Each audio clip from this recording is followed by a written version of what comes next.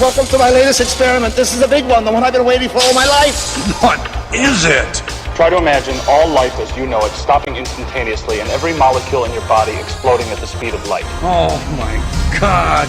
The cream will rise to the top, oh yeah. And I am the voice of the voiceless.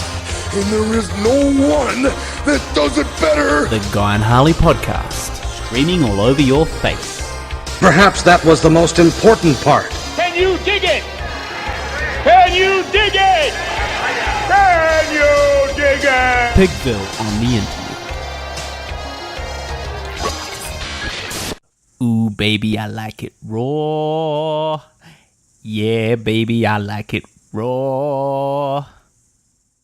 Welcome to the Guy and Harley podcast. I'm Guy Pigden. And I'm Harley Neville. Who was that? You don't know who that was? No. Why would I know who that is? Well, it's quite a famous. Right. Quite a famous. This old dirty bastard of the Wu-Tang Clan. Right. Yep. Yeah. I'm only familiar with him through his connections with ICP, the Right. Insane Clown Posse. Oh, okay. And one song they did together, which is really great. That's a weird way to know him. Yeah, it is. Because he's much more famous than them. But today, a very special episode of the podcast, the Oscars edition. Yay! Moving pictures take us over the rainbow, across the fields of our dreams, in the heat of the night, to defeat and to fight evil schemes. We'll maybe play something there, I don't know. But look, the Oscars are upon us. Well, they've come and they've gone. They happened yesterday or the day before. 2015 Oscars, Oscar season, Oscar buzz, people talking about Oscars, people loving the fucking Oscars. And, you know, a few people won, a few people lost, a couple surprises, but not really. And we're going to break it down. Now, this is quite often the dynamic of the podcast. We have someone with a lot of knowledge and someone with very little. Yes. You have seen one of the Oscar I've seen nominated films. Yes, I've seen one of the Oscar-nominated films. Theory of Everything. The Theory of Everything, yes. Now, look, I haven't actually done that much better. Well, you see, what's great is that, I'm the layman here. Yeah. So people out there who haven't seen any of them, don't know anything about the Oscars, they can hear from you, get some Sure. wisdom, and they can hear dumb questions from me that they probably want to ask themselves. Exactly. It's perfect. So, now, the Best Picture Award Yep. went to Birdman, The Unexpected Virtue of Ignorance, which was, there was some controversy over this, because basically the other films that were up for nomination, your favourite film, American Sniper. Right. Did that get nominated for an Oscar? Yeah, so, you know, that's, yeah, and, you know, I'm not sure, we haven't seen it, but I'm not sure it's Oscar-worthy. I'm not sure it's, and we'll touch on this in a second, I'm not sure it's any Saving Private Ryan. You know what I mean? Well, I guess you can't really pass too much comment on it without having seen it. Well, we just did. I guess it might be amazing. We just did. The other ones were Boyhood. You haven't seen that? Nope. But, you know, that's very unique for being filmed over 12 years. Ah, yes. Grand Budapest Hotel. Yep. Very funny. I have seen that one, as I have Boyhood. And The Imitation Game, right up your alley, World War II. The Right. Enigma Code. Right. The guy that cracked the Enigma Code. Yep. Know anything about that? Yeah, he's a gay man. He's a gay man who was ostracized by his own government despite being a war hero, eventually killed himself, and then received an official royal pardon. That's right. Recently. 50 years after he's dead. After he's dead, yeah. After, I think they estimated it was something like 14 million lives. I can't remember the statistics. Yeah, because he cracked the Enigma code. Yeah. But then I think the interesting part using of that... the Ultra. Yeah. Ultra... Well, I think the Ultra was part of the way they concealed the fact that they cracked the Enigma code. Right. So the whole thing was like they'd cracked this code, but they couldn't let the Germans know that they'd cracked the Enigma code. So instead of kind of like going out and going like, okay, we're just going to kind of shut down all their plans all at once, they had to strategically choose who lived or died. Yeah. Like, so they're like, okay, so they're going to blow up these 4 boats, right? So they can still blow up these 2 boats, but these 2 have very important cargo. Yeah. So we'll divert these 2 boats, and therefore they won't catch on to the fact that we know this about them, and so it became an even deeper thing after they'd cracked the code. Yeah. And he invented this computer, which was basically more like kind of the precursor to computers. Yep. Well, it actually fits. I actually wrote some lyrics about this very topic. All right. They went, this is just a very small part of it. It Okay. goes, baby, you're an enigma, and I got to know you. I'm going to break you in like my name was Ultra. And so it continues. Brilliant. Brilliant. But you see, so I know about that due to my nerdy war geekery. Yep. Not because I've seen the film. Another film, Selma. Haven't seen it. The Theory of Everything. You've seen that. I Seen haven't that one. seen it. Yep. I was meaning to. I did like it. And Whiplash. Right. Now, the big controversy is that Birdman won it, right? And I've seen Birdman. It's a good film. It's a funny film.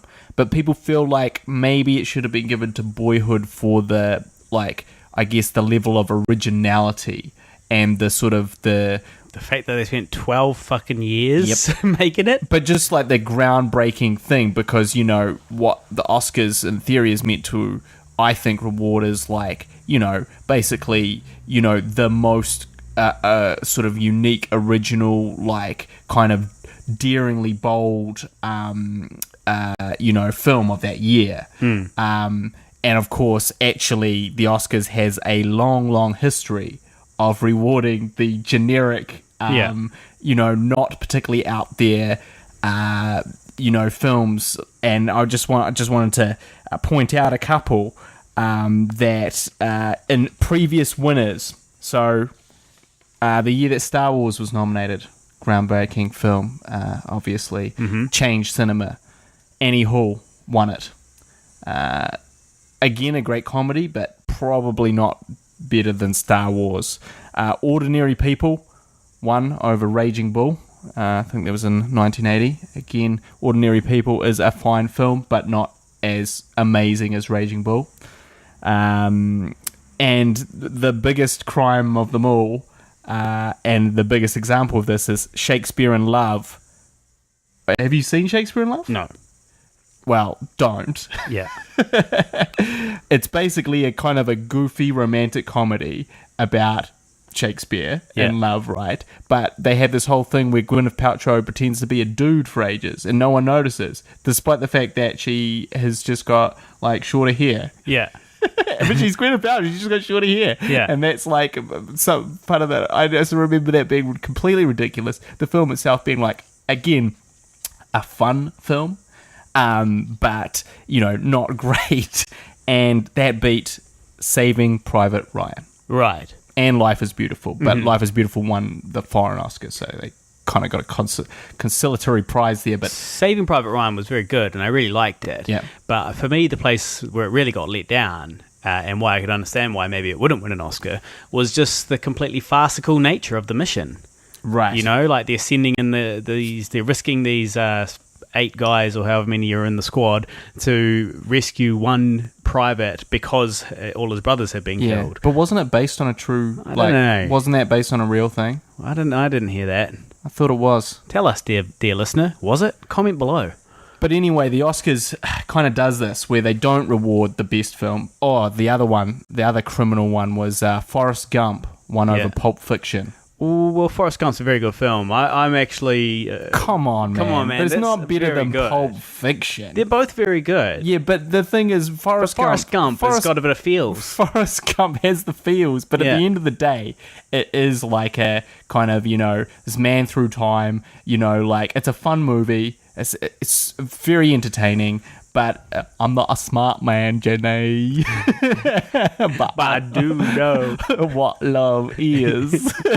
Like, I'm not a smart man, but I know that Pulp Fiction is probably, and again, in terms of, like, you know, there wasn't a bunch of Forrest Gump imitators after that. But again, Pulp Fiction changed the language of cinema for a while there. You know, people, like, it kind of had a new element to the crime caper genre, and like the fast talk and the dialogue and all that stuff. Well, he had already done that in Reservoir Dogs. Yeah, but Pulp Fiction was the apex of it. Yeah. So I don't know. I'd have to rewatch them both, I think. But I do enjoy both. But I'm quite a fan of Forrest Gump. Me too. But I think, like, as a kid, you'd go Forrest Gump for reals, bro. But as an adult, you'd go, what the fuck was I thinking? Gotta find Bubba! Exactly.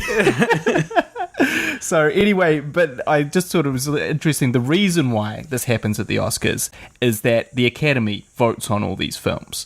And the Academy, by and large, is old as fuck. The Academy is full of past Oscar winners, right? But like, you know, so Kirk Douglas, 90 some odd, he's an Academy member, right? And so what happens is, of course, you don't really win Academy Awards when you're young and No, it takes a long time to establish that career anyway. Exactly. So what you're getting is people sort of over 50 and well beyond voting for these films. That's the world, mate. That's the world in a nutshell. Like, look at Congress in America. Look at Parliament here in New Zealand. Look at any corporation and the people that are in charge. Yeah. And it's never the young people, forward-thinking, dynamic people. It's the older people that have fought, you know, for 30 years to get themselves into this position of authority. Yep. And well, this is a fundamental flaw in our society, really, and in the Oscar voting system. but that being said, I don't know a better way than Well, I don't either, but I think that, you know, because there's this other thing they do called Oscar parties, where basically they invite all the Oscar, and this was a big thing that Harvey Weinstein used to and maybe still does, where essentially he invites all these previous Oscar winners, the Academy, essentially, all these people, and tend to be like the older people as well, and kind of woo them with these lavish parties, and these like, hey, you know, come to this party, we'll treat you like royalty, you'll be amazing, you'll be the star that you were, you know, like, here, you're amazing, we value your opinion about Shakespeare in Love being the best film this year. Yeah. and so he sort of like rigs the game that way, because they feel they have this obligation to don't worry about that truck outside. There's a recycling truck has arrived, so that's good. It's good timing. That's professional. Yeah, we like to keep it professional here. Windows wide open.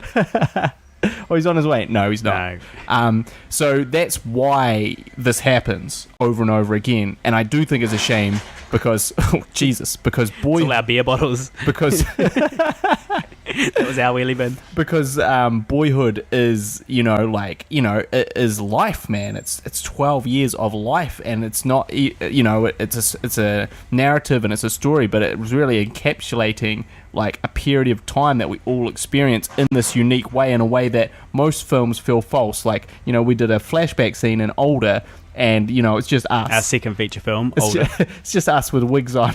Yeah. And clean shit, and yes, we can present that as our youthful selves, and we can act as we remember our youthful selves, but it's not the same as literally seeing a young person go to an 18-year-old, Yeah. It's just not the same, and you can't do that, and they fucking did it.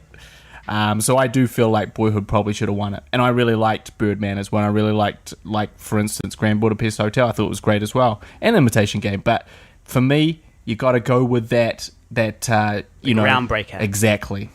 Exactly. Well, just harking back quickly to that Forrest Gump thing as well, which ties in nicely. You wanted to throw in another Forrest Gump quote? No, it just ties in nicely with last week's topic, which was books versus movies. I have read the book Forrest Gump. Better or worse? Far worse. Really? Yeah, the movie's really good, but the book was just a bit silly. Like he goes on way more adventures. He goes out to space. Right. He That's literally becomes an astronaut, and then he crash lands on a desert island. Yeah. And lives on a desert island for ages with some guy, which is where they got the idea for Castaway from. And they cast him in that too. They gave that subplot to Tom Hanks for an entire film. Yeah. Well, and then he's on this island, and I might be getting mixed up, but I think that's where he learns to play chess, and then he goes on to become a chess champion, and he meets the president, and champion. he does all these crazy things right. The movie is outlandish in that how successful he is at all the things he tries, but it's kind of believable. But the book just starts getting a bit silly. It's like little kids sort of wrote it, it's and then I became an astronaut, and then I became a chess champion, and then I met the president, and then this. So just movie better than the book. So don't worry about that book. Yeah, skip it. Don't worry about reading. Yep. The Best Actor award went to your best mate. Yeah.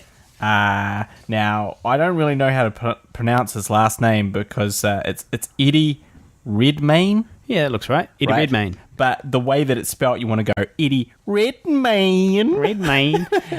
Yeah, well, Eddie Redmayne. So he won it for playing Stephen Hawking in The Theory of Everything. Again, some controversy just in that he's playing what they dubbed a crippy. And it was basically like crippies always getting Oscars for being crippies. Yeah. And I do feel like there is a valid argument just in the sense that when you play a disability, mental or otherwise, you are you have certain physical tics and things that you can rely on to sell your performance. You have certain attributes, that will help the believability of your character that are purely physical, that people will buy into if you can produce them well, in a way that if you're just playing a person who is not wheelchair bound or has some form of mental disability, in a way the authenticity of that can become harder. So my argument is that, maybe they shouldn't have given it to another crippy. Yeah, well, you see, now, Guy hasn't actually seen the film. I know. It's very important to note that Guy has not seen the performance to which he is referring, but I have not seen the competing performances. Right. So, I'm really in the same boat. But I feel like he actually did a really good job, and the fact that he was disabled wasn't really, his performance wasn't really reliant on it that much. A lot of the times, he's not really talking anyway, and yet he did a really great job of kind of getting across, like, for example, Stephen Hawking's sense of humour. Right. And how do you get that across when you can't even speak? Just got your eyes. You've just got your eyes and your face, and even his face is kind of stuck in this spastic grimace. Yep. Sorry, Steve. And and yet this actor did a great job of still conveying emotion, still getting across his humor and his hurt and all of these things, all while essentially sitting in a chair with the same face on, and it was actually very well done. So that's a good point. Yeah, so I do see where they were coming from with that. It was a really great performance. Plus, earlier on in it, before he sort of becomes disabled, he does a really great job of transitioning from an able-bodied person into this disabled person as well. He does a good job at that side of things as well before the disability factor comes into it. I guess I'm a big sort of underdog fan of like people sort of, because the other role that people thought it might be would be Michael Keaton in Birdman, where he kind of plays a washed-up actor who was in these big films, these Birdman films, like the Batman films, that sort of derailed his career to a degree, and now he's searching for credibility doing this play.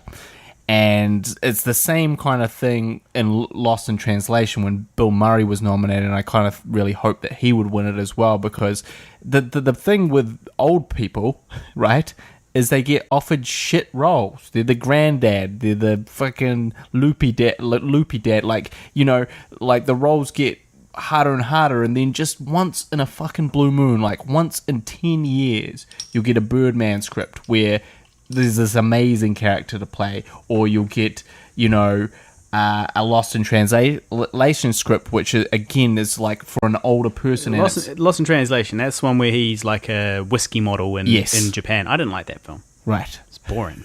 It's boring, Bill. So no wonder you didn't win. I thought he was great in that, and so I do kind of think, like, for these people, because the thing is, old Eddie Redmayne, he'll probably get he may well be nominated again, because he's just starting his career. Yeah. Whereas these guys are in their 60s. Yeah, but the fact that it's their last chance doesn't give them any bonus points. But that's true, but it's more like, look, man, I just feel like they've put in the hard yards, over 30 years, as opposed to one role. So let's just chuck them an Oscar? Well, given their performance as well, not just chuck them an Oscar. Yeah. Because enough on board with that one. But that's the thing, is like, it's not like just chuck them an Oscar It's that accumulation of 30 years has amounted to this one specific role, which encapsulates everything they've lived through up until this point in a perfect, cohesive way, which will never be again. And that's why they deserve it for this masterful performance that encapsulates that thing that Eddie Redmayne can't do yet because he hasn't had that 30 years. But in 30 years' time, I might say that about him. Maybe. If I'm not dead. Maybe he can do it, though. Maybe he's just that damn good. Well, no, because I think it's the years, it's the life experience, that gives you that. Which, Well, they should get their own special category, like the old guy award. Yeah, the old guy Oscar. Old guy get one good role in a Blue Moon award. Yeah.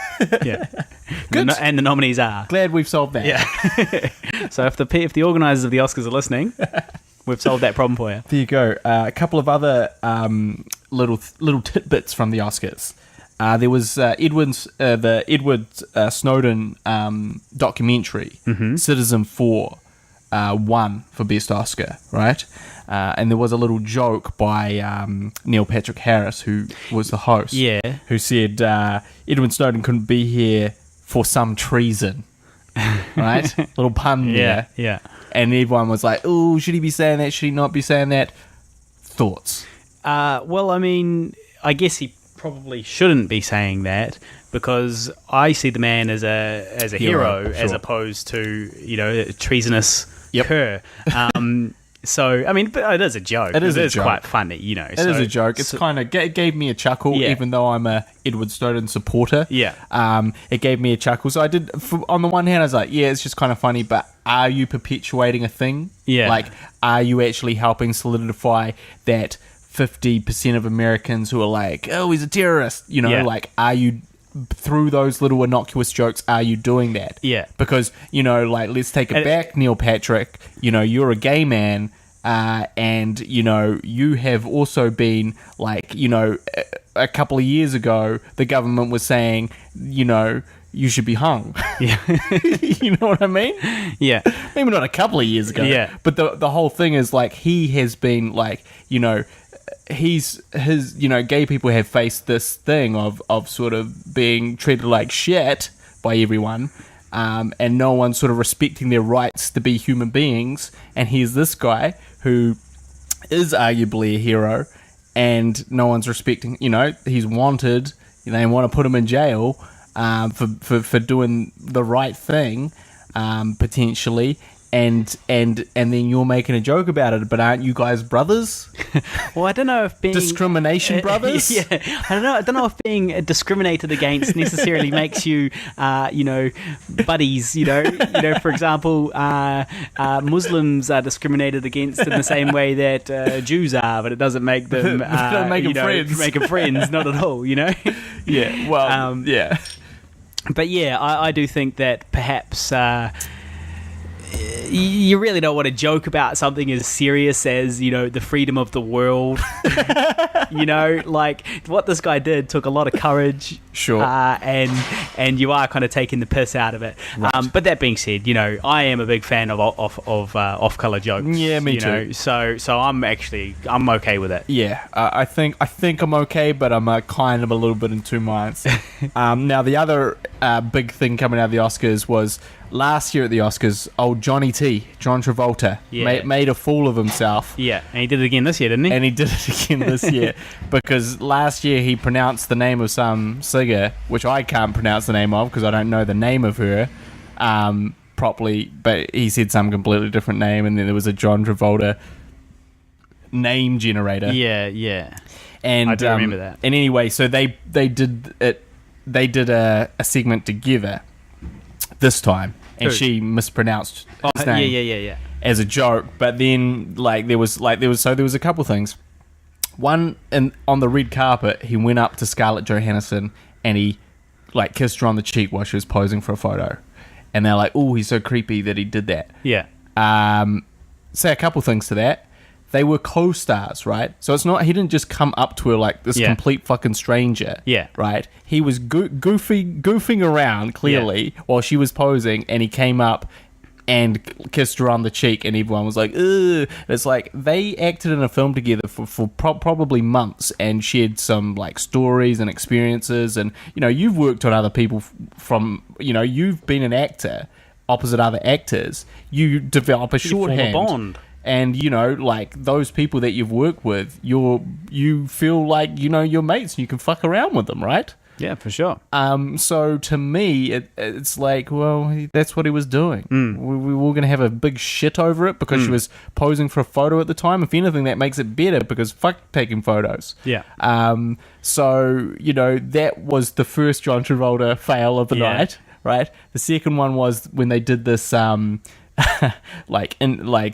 did this intro, him and the singer. That he like turned her to face him and like touched her chin for too long. Right. He was like something like, you're beautiful, and he was like holding her chin, like tilting the chin. But it was an act, right? It was part of it. Well, why was he saying she was beautiful? Yeah, I don't know. Like, it was just part of the bit, I guess. But right. They're like, oh, he shouldn't have been so touchy feely. That was creepy. Travolta's creepy. Yeah. Why did he do that? She looked awkward. She didn't know what to do. And I was like, well, one, do you really know that? Two, like, so he touched her chin and like maybe took it a little bit far. Well, so what? So what? I mean, come on, man. It's just kind of like we're all jumping on the John Travolta hate. And then the third thing that he did, which is funny but also the stupidest of all of them, which is that there's like a little picture of him looking seductively at Benedict Cumberbatch when he's being called for his nomination for Best Actor. Yeah. And so, like, there's a screen grab of John Travolta behind Benedict Cumberbatch, like, look at him like he really wants to fuck him. Right. Yeah. And everyone's like, ooh, creepy Travolta, creepy Travolta. Okay. Yeah. Well, really, that's just the perpetuation of the quite likely truth that John Travolta is gay, really.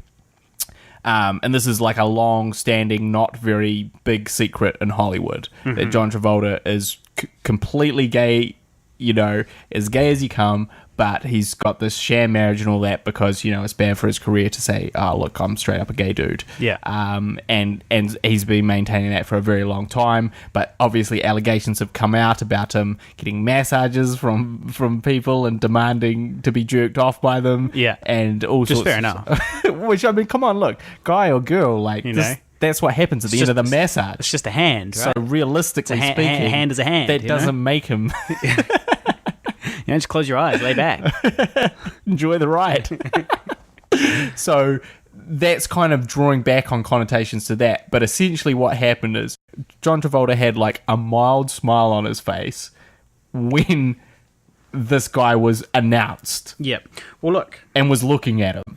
That's not a big deal. Yeah. That's nothing. Well, that's the internet, though, isn't it? Yeah. In a nutshell. This is what the internet does nowadays, is it jumps on things to look for memes. And the next meme, obviously at the moment, for now, is going to be creepy John Travolta. And they'll do things and, they'll take shots from old movies and, change the context and whatever. Sure. And it might become a meme where it's creepy John Travolta, and that's what they do. And then it'll blow up for a little while and then it'll disappear again.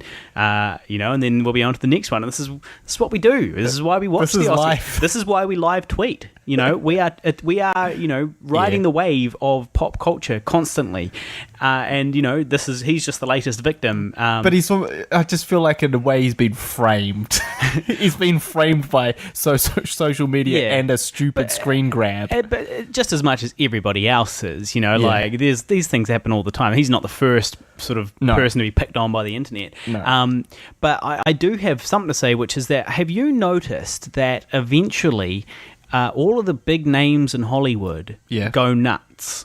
So like, well, he's a Scientologist as well. Exactly. Tom Cruise. Yeah. Big star, and I think it's all the Scientologists go crazy. Then he went nuts. To be fair, John Travolta, big star, went nuts.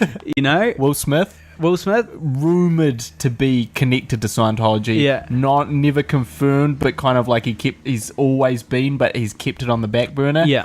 had it copped a little bit of flack for going a bit fruity recently. Yeah. Well, I think that at a certain point, Mel Gibson, another big one. Gibbo. I think that at a certain point, he wasn't a Scientologist, so he's just Christian. But crazy. He's just a crazy type of Catholic minority of some description. Yeah, but so they do eventually go crazy, and I think what it is, and I think it's probably happening to old Bieber as well, Justin Bieber. I think he's going to go that way as well if his career continues to be successful. And what happens is you get these big stars, and they're just so disconnected from reality for so long, and everywhere they go, they are the most special person in the room. Like even if they're amongst friends, they're still the most special person in the room. And, just everything they do, they eventually, and it's not their fault, you can't help but eventually getting completely delusional. Disconnected. I think. You just got no idea what reality is, what the real world is like for 99.9% of the population. And, eventually they just, disconnect. I agree. I think it's that once you get to these stratospheric heights, you're surrounded by yes men and Scientology. And suddenly just things, because it's very for you and I, we get treated like shit on a daily basis, okay? People are not impressed by us. No, that's true. So you fight and you claw to try and get a little bit of respect. Thank you to you 17 listeners that are listening this week. Thank you. We do appreciate that. For a little scrap of credibility and dignity, but if one day we stopped having to fight for that, and if one day people just started saying that our shit doesn't stink anymore, what would happen to us? We'd probably get a lot worse. We would probably become... I would be a raging egomaniac if my career ever takes off. It's so good that you've been brought down so often. It's really good for your character. Forced humility. It's been really important for your growth as a human being. Between 20 and 30, it's been very vitally important. Well, I don't know. I feel like the unbridled confidence of my youth was actually a very great boon. It was a huge asset. I could jump in front of any camera and I could be 100% sure that whatever I was doing was hilarious and awesome. Look, it was getting older has meant that I am no longer as confident as I once was, and that. It was becomes self-fulfilling. It was a great asset till anyone had to talk to you outside of that fucking camera. No. So I think you're right there. It's the madness of fame. So that wraps up our Oscar cover, the official Guy and Harley show. Deep analysis. Oscar. We'll play something and we're off. We're running into the sunset. Moving pictures, millions of pixels on screens. They may not be real life, but they'll show you what life really means. I've got some topics from our listeners, but... Well, I did poetry last night. Let's talk a little bit about that. I don't have a poem to do this week. Good. So... What do you mean good? My poems are awesome. I have to put up with your fucking Twitter section every week. I got some good ones this week. Oh, good. Well, it'll be the first time. So you did some poetry. Yeah, so for the first time doing poetry live in front of a live audience, which was pretty fucking awesome for me. Pretty exciting. Because I've been writing poetry for like 2.5 or 3 years now, and have often thought I should do this one particular poem live sometime and record it, and I'd never got around to it, and then finally last night was the night. 2.5 years in the making. And as far as I'm concerned, it went off without a hitch. No, it was good, and you can find that on Facebook everywhere. You can, Facebook and YouTube. It'll be on my personal Facebook, Harley Neville, and also it'll be on the Pigville YouTube channel, so just search Pigville. Harley has jizzed that everywhere. I have. So, listen to it. Maybe learn something. But no, it was a very good performance, and I was impressed. So, yes, congratulations. That James K. Baxter... you're cultivating both the beard and smelly homelessness. I actually shower every day, thank you. It's just the beard. and also the content, the quality. So we had a question from my sister. Yep. Abigail. She said, topic, Back to the Future tried to predict what technology we would have now, and while I don't see lots of hoverboards around, we do use video calling. Considering that in our parents' lifetimes, television, internet, smartphones, GPS, etc. have all been invented and come into common use, what do you think will be invented in our lifetimes, assuming, and this is a big assuming here, assuming we avert the oncoming climate change disaster and don't end up in a post-apocalyptic wasteland, which would have both been our first bets. Yes. So we can't go to that, so that's good. Or if you relate it more to films, which films set in the near future do you think have got their predictions right? Got any, Harley? I'll let you go first. Okay, on that I'll one. go first. I'll think about it. Well, first I did want to say, obviously Back to the Future 2 is set in 2015. So the future has now become the present. I was thinking, it would be really awesome to start, and we should start doing this. Yeah. Start dressing like those guys from 2015. Yes, Just do it, but do it like real legit. Like, don't it's not a dress up party. Like, just get up and go to work one day. Now, have you seen what they wear? Yeah, do you remember? Yeah. They got like bits of random. They've got some crazy shiny stuff, but like things there's on. like double ties and stuff like that. Yeah. Well, look, man, I think that if we did that, we would be the coolest guys in Auckland. I really want Marty McFly's like fluorescent kind of rainbow cap. Yeah. That's pretty good. That would go well for both of us, I think. Yeah. And also his self-drying jacket. Yeah. They are releasing his shoes. They tie themselves up. His from Nike, they're doing that. So no doubt I'll waste my money on that and never wear them. Why would you never wear them? Well, no, I'll wear them a bit, but they're definitely because they're high tops. Yeah. So they're only going to go with certain things. They're not going to go with everything. A pair of jeans, mate. Yeah, a pair of jeans, but winter's coming, so you'll be wearing jeans. High tops. So, but no, looking forward to that, or maybe not because they'll be like $300 because Nike motherfuckers. But if Nike, you're listening, we will accept sponsorship. Yep, definitely. And those shoes. But anyway, I thought a couple of things, like, because Back to the Future 2 did it in a very jokey way. They were kind of like, look, what is the future in like a ridiculous, hilarious way? And they still got a lot of things right, even by doing that. They had the multiple TVs, so they had video calling, which my sister, but they had multiple, so like you're watching a whole bunch of things. You're not just watching one thing. And for the kids these days, that's all they do. They got their computer on, they got their laptop open, they got an iPad, and they're kind of multitasking and doing nothing really. Like they're not paying attention that seriously to anything, or they are to everything. So that is definitely, there's someone, I believe, at the dinner table is wearing something which is the equivalent of Google Glass. Yeah. They're looking at the thing. And also another truism, the DeLorean is truly a car of the past. Yeah. Yeah. There is no more DeLoreans being made. No.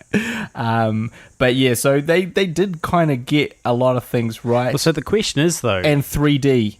They had Jaws in 3D, right. Jaws 17 or 19 in 3D, and now we do have a lot of 3D films. I thought they did have 3D back then, though. Like, the 3D they had was that, the shitty 3D. Yeah, but now they've kind of got the 3D that they're talking about in that. Well, the question is, it's all about,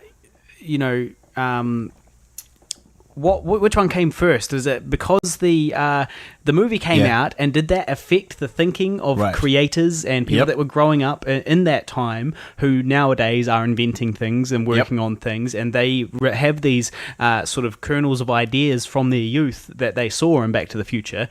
Or did Back to the Future just predict what's coming up? And you have to kind of assume that actually it's probably a bit to do with the latter, which is why you see a lot of Star Trek stuff is around, and it's because Star Trek was really influential. It was a pop culture thing influencing the minds of tomorrow, and those minds of tomorrow are the minds of today now, and they have created these little flip cell phones and doors that open by themselves, and all that other stuff. All that stuff. That's true. No, and look, honestly, and that's the same thing that happened with Isaac Asimov.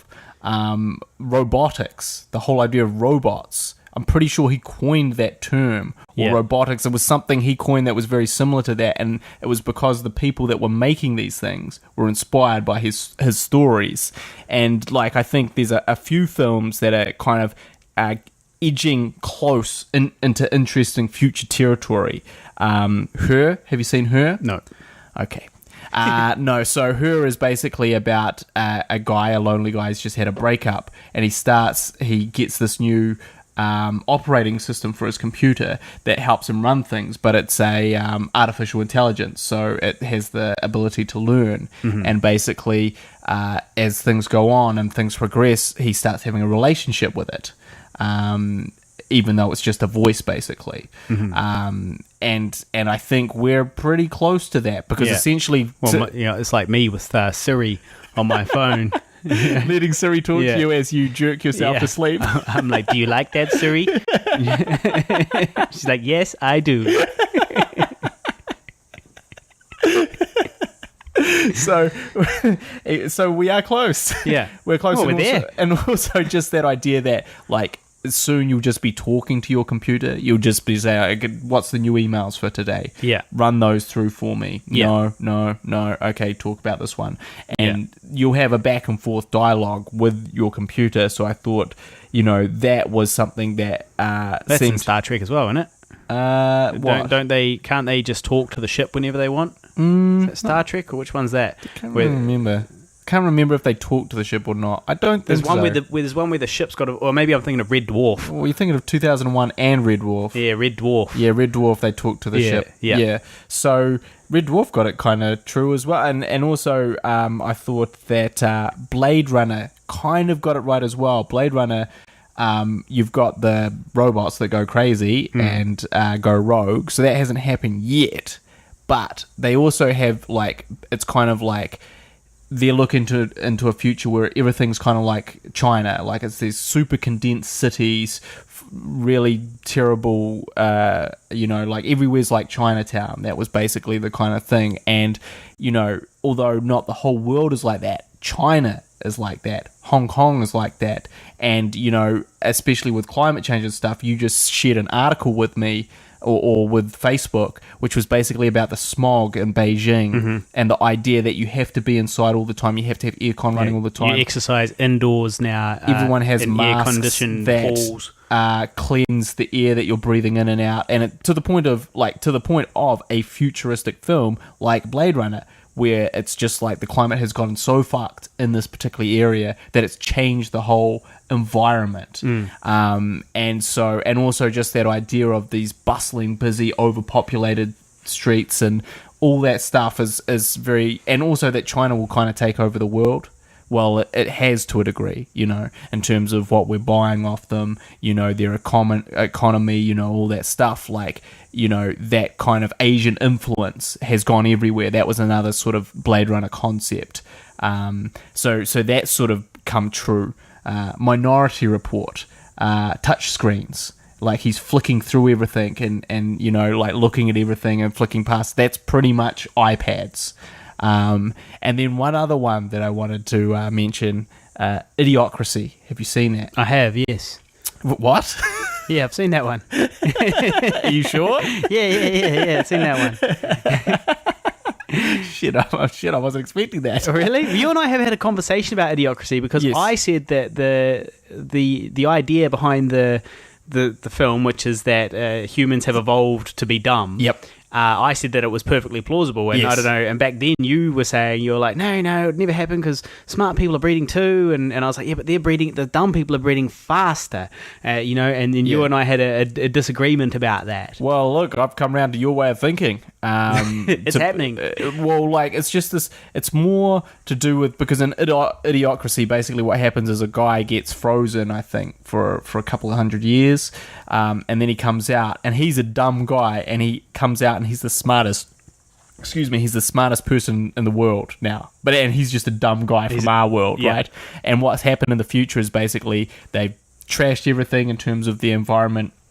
It's all, gone to shit. They've run out of food because they're trying to feed Gatorade into the crops. Yeah. The president is a pro wrestler. Yeah. And it's basically like, this place is just full of super fucking stupid people. Yeah. And although that hasn't quite happened yet, George Bush. Yeah. But I think that is not, like, it is incredible. That is quite plausible, especially just because of the way that we absorb information now. It is 100% plausible. It's like there are people in America right now fighting claw and tooth to have creationism taught in schools, right? And they're saying that, there was dinosaurs on the ark, and that, there was 2 of each animal, and the ark was big enough, and all this stuff. And they are 2 T-Rexes. 2 T-Rexes on the ark. Two raptor. Is it raptors? Raptors, yeah. So and these people are legitimately, genuinely fighting in a court of law to have this stuff taught as fact, as science, and it's not science in any way, shape, or form, and yet they have a legal foothold in the sense that they have a case to fight. They're fighting, and they're saying that it's in the Constitution that they can teach the freedom of religion and all this sort of stuff. Now I don't think they're going to win. I don't think they'll ever win, and it doesn't look like they're winning. But still, the very fact that there are people out there trying to do this, I mean, that is laughable. Tyrannosaurus Rexes on a ship.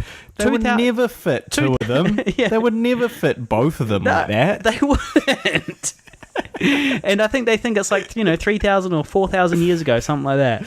Right. Well, I guess what I thought about was that essentially it's the way we absorb information now in a fucking shitty, apathetic way. Like, basically, if you wanted to become a specialist at anything, right? If you wanted to gain knowledge about something when we were kids, it's so weird to say when we were kids, right? Like, it's a different time, but it is. Well, it was. We had to go to a library. And not only did we have to go to a library, we had to pick out certain books. We'd maybe chat with a librarian and go, hey, I'm thinking I want to learn more about astrology. Can you please give me a book on astrology? Could you recommend some books? And then you'd read those books. You probably need to take notes. You couldn't copy and paste anything. No. Right. So to gain information was a pursuit. It was something that you had to search out, you had to seek, and to get engaged. And I think that made that information much easier to retain. And also much more value on information, because you were like, look, I've gone out of my way to learn about this thing. Most people don't know about this thing. I literally had to spend many, many hours in this place of learning to acquire this information. Most people don't have it. Okay, nowadays, libraries are dead. You Google that shit. You Wikipedia that shit. But then what happens is it's like, if no information is hard to uncover, then no information is valuable anymore. So you don't have the same value. You go, oh yeah, I know a little bit about this, a little bit about that, but I don't really know much about anything. I will just cursorily Google it, and then I will find out a bit of it, and then I will, if I want to kind of, even to retain information, is like, well, you just write it in your smartphone, you paste it into a document on your computer. Even the way we retain all that information is being compromised to a degree, because you don't have to keep it in your head. You keep it in your computer's head for you. And so I think that with that happening, and with this idea that there's no value to information because we all have it in our pocket, and there's no difficulty in acquiring it anymore, learning to a degree has been a little bit compromised. Yeah, well, I think there's definitely something to be said about the physical aspect of holding a book and turning the pages and holding a pen and writing a sentence, and that all that really helps it sort of stick in your brain. Exactly. You've got that physical association with the information that you've learned, and I think that is a big thing that we don't really have as much nowadays. And I mean, I find I'm forgetting stuff much more than I used to. Well, you are quite old. You are, in a cognitive sense, you are on the decline now.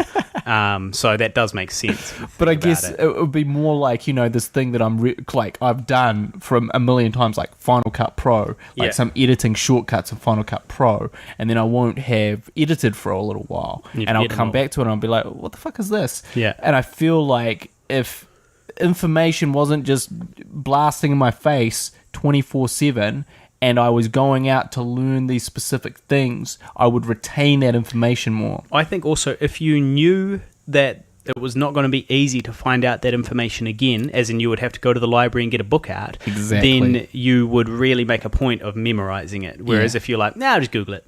And so, I'll just Google that shortcut. Exactly. And so that's 100% right. And so the kids today are, I think, a little bit hamstrung by all this. Yeah. Well, we'll see, won't we? Well, we'll see, yeah. But I think that's an easy way to get stupider. I was 19 when I got my first cell phone. 19. Yeah, well, I think I was 18. Yeah. And the way I got it as well is I found my cell phone on a tennis court. Right. I stole my cell phone. A girl called Anita Grix gave me mine. Right. It was her old one. And at that time... Blue Nokia, big one. I was like, oh, do I really need this? I was like, well, I got it for free, so I might as well use it. So there's something to be said for rejecting all that stuff and opening up a book. Perhaps this is the natural evolution, and perhaps the fact that we have this information constantly on hand. Sure, you don't really need to retain it, but maybe society will continue to function, because we can just, if we ever do need to figure out how to land the plane, unless the internet goes down. If the pilot dies, we need to land the plane, whip out your phone. Google quick Google of how to land. Yeah. YouTube tutorial. But if the internet goes down, well, then we're fucked. People could be in some serious trouble. That would be the new apocalypse. Well, that was the thing that, in films like Her, and I've been watching this great TV series called Black Mirror, English TV series, which is about kind of the near future. And it's about a mirror that's being oppressed. And it's about a futuristic mirror. Yeah. And one of the ideas basically is that essentially your loved ones, your departed ones in one of the episodes, so someone dies, right?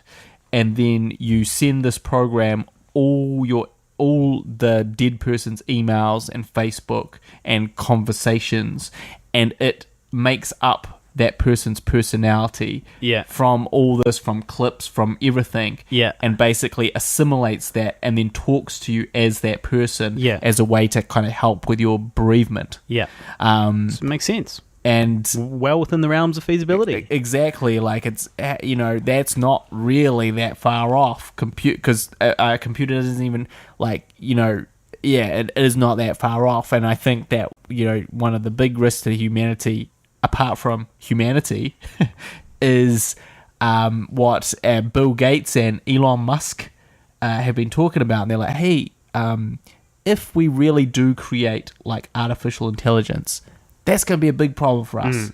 We're really going to fuck ourselves. Yeah, we really need to be wary of this. Stephen Hawking said the same thing as well. So three of the greatest minds, well, two, but Bill Gates is a smart guy. Yeah. Heading towards this thing that we are definitely heading towards with computers and their sophistication. And they've all said, look, we're at the top end of this development spectrum, and we are telling you if I can steer clear. Yeah. And I don't think we are going to manage to steer clear. And I think that, once that first AI is created, we will be in trouble, because there's just so many ways that they can kind of take over, with the internet being everywhere, and create some real problems. Well, it ties in nicely with an article I read recently, which was talking about the search for alien life. And, as a general rule, they're searching for sort of signals that you would expect from a civilization similar to ours, and they're searching around planets that are in the habitable zone around their star, and they which means they're not too hot, not too cold, can have running water on them, that liquid water. And so but what this sort of interesting theory was saying, it was saying that maybe we're actually looking for completely the wrong signals, because perhaps teeming, the universe is teeming with life, but it's all artificial life. Right. And that what happens is that not long after a civilization has its sort of industrial revolution, within a few hundred years of that industrial revolution, you're going to start developing technology, and you're going to start either improving your physical body with, bionics and so forth, or you're going to be uploading your brain to a computer, or you're going to create an artificial intelligence which takes over. And so perhaps there are thousands of other species, thousands of other civilizations out there, but they're all artificial ones, and they don't have to be on habitable planets anymore. They can be anywhere. They're artificial. They can just be harvesting resources from the closest planet. Fucking Matrix, bro. Yeah, well, exactly. And it says maybe it's quite normal, maybe that's the usual thing that happens, is that a civilization reaches a certain point and either transcends its physical existence by uploading itself, or by the bionics, or it loses control of its own artificial intelligence. And that that's exactly kind of the core storyline of Mass Effect, one of the most excellent games for the Xbox. Recommend that. But that deals with that idea, and it is very compelling. But I think that's all we're going to have time for today, because we've got to get ready. We're doing some zombie interviews. We've got to prep. And before we do that, I've got to nip off and see my weed guy. So deep thoughts. So got a party on Friday. That's true. Got to be prepped. Well, are you gonna have a bit of a toot on? Well, it's actually not for me. It's for my friend. Oh, right. That's the official line. Okay. On this podcast that will be around forever. Well, look, while we're on the topic, I am 100% pro-legalization and anti-prohibition of drugs. I think that we've tried it. It didn't work. So it's time to try something different, which is let people do what they want. I think we should keep pee off the streets. I think that we'd be much better off to just take all the money that you spend on prohibition, put it into education and rehab, right? And then sort of people hopefully won't want to try pee if they really have all the information. And then it's cost too much in rehab, man. No way. It costs so much to put a person in jail for a year. Imagine putting them in rehab instead. I think rehab costs more than jail. Pretty sure that's true. Jail is rehab, but it's full of drugs. You just can't stop it. That's the issue. It's not. It's a great notion, But the fact is, you just can't stop it. If people want to find substances to put in their bodies, they can, and they do, and that's why prisons are full of drugs and all these other places where you'd think it would be completely. Yeah, but the difficulty and illegality of these things do prohibit people. They do stop people. Well, they don't. Because K Road and look because you get what you get is the most hardcores, but there's the fringe people, and all those fringe people are not. And that is the thing, that when you do legalize it, those fringe people become hardcores. So then you've got a lot more hardcores. Well, I think it was Goebbels or someone who one of Hitler's top men, right? Yep. Who was Goring. I think it was Goring. Right. It was one of Hitler's top men, right? And the way that Hitler ran his army was he made it that all his men fought amongst themselves, and the strongest kind of rose to the top, So you had to be a really cunning, strong person to reach high in Hitler's army. And obviously pretty evil. Reach high in Hitler's army. Yeah. So you had to be pretty evil anyway, but you had to be pretty onto it to get high in Hitler's army. And this guy... You had to have a real thing for blondes. Well, you did. But so this guy, he in World War I had been injured and had become a morphine addict as a result of the morphine he was on. But because he was this sort of high-ranking guy, he had access to the substance that he needed to be normal, and that's the thing. So he was an addict, but because of his position, he had access to what he needed, so he could have it daily, and he did, and he was still this really overachiever, this really high-ranking guy. But you're talking about what they call a high-functioning addict. Well, yeah, but perhaps a lot of people would be high-functioning addicts if they had access to what they need, because so many people don't have access to what they need and not to good quality stuff. Perfect case in point to refute that. There's just recently been an article about a guy who was basically, he's just gone to jail, I think, for 13 years. He's a property developer in Auckland. Yeah. And essentially, he got hooked on P. He kind of like his whole everything everything went into this slow downward spiral where he sort of became, as well as this property developer, this kind of crazy toothless P addict with a sex dungeon. And it was basically coercing these young girls to do, all these weird sex things for him for the P that he was supplying them. But, that is the example of a guy that was, at the top, the very tippy top. And then that addiction created, but that's the thing, he had access to his P all the time. And no one could ever kind of take that away, and he kept avoiding jail and all that because he had the money, he had the wealth, and he had all these things in place. And even the way that he structured his sex dungeons, it was very hard for people to come forward and accuse him because he was taking advantage of all these P addicts, basically. Sure, and imagine if those P addicts could head down to the chemist and buy what they needed, they would not be in his sex dungeon. But the point is that that underbelly wouldn't need to be there. Maybe, but the whole thing is that that's an example of the opposite of Hitler's main man, and also morphine affects you in a different way than P. Sure. Well, obviously P is bad. There's no denying that. But I still think that prohibiting it is a less sort of effective way of getting rid of it than educating it away. Well, we'll let the law decide that. The law's been wrong for ages. We'll let the viewers decide in their comments below. P or not to P? To P Harley or not says to P? Harley is for P. I'm against P. I'm not for P. I'm anti-prohibition of all drugs. I think we're much better to just educate people. You need some regulations, but the only way... Well, yeah, you'd make it 18 plus and available in certain locations. It'd be like alcohol. Same only sort of way to decide this is for people to weigh in. Yeah, so do it in the comments below. This has been the Guy and Harley Show. I will also just say, we're still waiting for that iTunes review, guys. Yeah, come on, where's the 5-star on iTunes? Just go down to the link below this. You have the link to our Libsyn webpage, and then below that is the link to the iTunes. You click on that, it will take you through and it'll go, do you want to open an iTunes? You go, yes, please. And then it'll go, do you want to write a review? You go, yes, please, 5 stars. These guys are amazing. Thank you very much. And we're all happy. We can all continue on. So please do that if you can. We'll love you long time. And now we have to go do our interviews. Harley Neville? Yep, we thank you very much for listening, and just make sure that you give us some questions for next week, questions or topics for next week.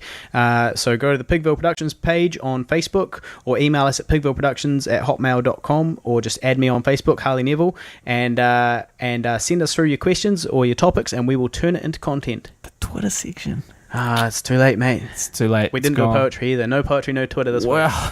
1 for 1. You can vote on that. Which do you like more, the Twitter section or the poetry section? Yeah, do that, please. For the love of God, please. All right. Thank you very much. Good night. Good night. This is what you sound like. Movies, wow, they rock. Well, once they did, but listen, kid, it's all a big crock. Now it's market trends and fickle friends and Hollywood baloney. Believe me, Neil, you're better off just polishing your Tony. You've been listening to the Guy and Harley podcast, proudly brought to you by Pigville Productions. Laugh it up, fuzzball.